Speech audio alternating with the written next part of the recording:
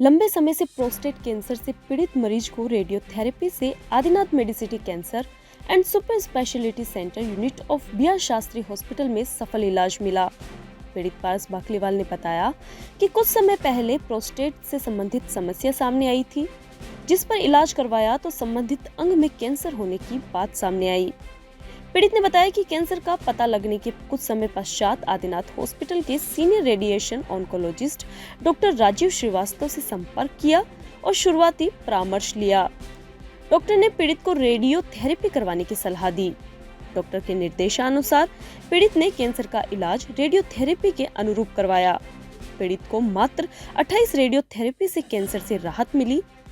पीड़ित ने बताया कि इलाज के बाद अब जांच में पीएसए संतुलित आया है। पीड़ित ने हॉस्पिटल की सुविधाओं से संतुष्टि जाहिर करते हुए बताया कि अस्पताल में घर जैसा माहौल रहा। अस्पताल का स्टाफ काफी कोऑपरेटिव रहा। कहा कि हॉस्पिटल की ट्रीटमेंट और सुविधाओं से वे पूर्णतः संतुष्ट हैं। पीड़ित ने कैंसर रोगियों को सकारात्मक राह दिखाते हुए कहा कि कैंसर ऐसी बीमारी नहीं है जिसका इलाज नहीं हो सकता। घबराएं नहीं, समय पर डॉक्टर से परामर्श लेवें और डॉक्टर्स के निर्देशानुसार डाइट फॉलो करें, साथ ही दवाइयां नियमित रूप से लेवें। पारस बाकलीवाल।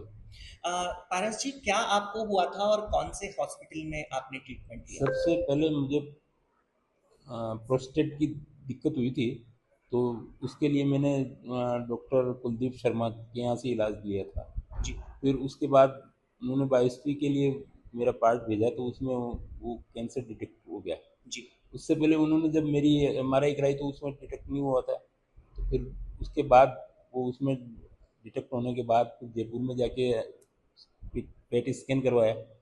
फिर उसमें भी थोड़ी प्रॉब्लम थी। तो ये सुनील जी जो हैं, वो मेरे रिश्तेदार भी हैं और मिलने वाले अच्छे मित्र हैं। तो मैंने उनसे बात की, तो उन्होंने देख के उन्होंने कहा कि अंकल, आपको तो ये कैंसर है इसमें अभी, जी। तो आप इसका इलाज करवाइए।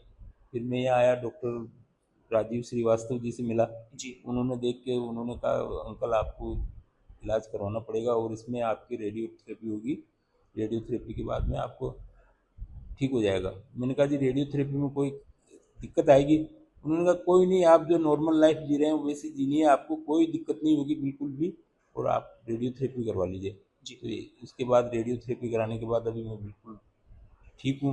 और हॉस्पिटल में आपका रेडियोथेरेपी कब शुरू हुआ था सर, और आदिनाथ हॉस्पिटल के अंदर यहाँ कितनी रेडियोथेरेपी की आपने हुई? मेरी रेडियोथेरेपी मैंने करवाई है इसी में ही है, और 28 रेडियोथेरेपी हुई है मेरी। जी। और उसके बाद अब मैंने पीएसए पिछले महीने करवाया था, तो 0.21 आया है मेरा।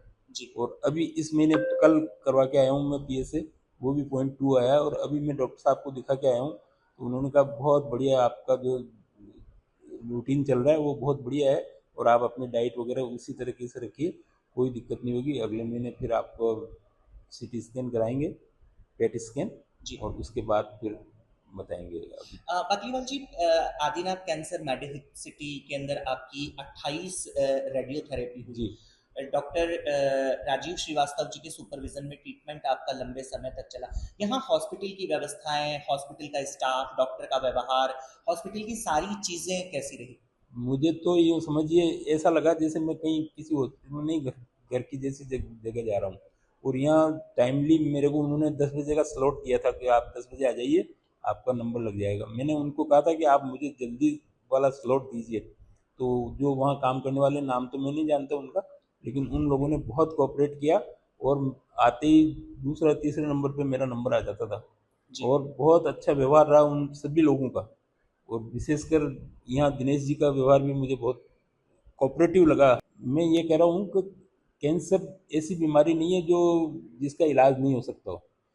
आप उससे घबराने के बजाय उसका सामना कीजिए, डॉक्टर से आके टाइम से मिलिए, और जो टाइम डॉक्टर आपको फॉलो करवाता है कि भाई ये डाइट फॉलो करो और इस तरीके से दवाई लो, मेडिसिन लो, टाइमली अगर आदमी मेडिसिन लेता है और डाइट फॉलो करता है तो बिल्कुल क्योर होता है, इसमें कोई दो राय नहीं है।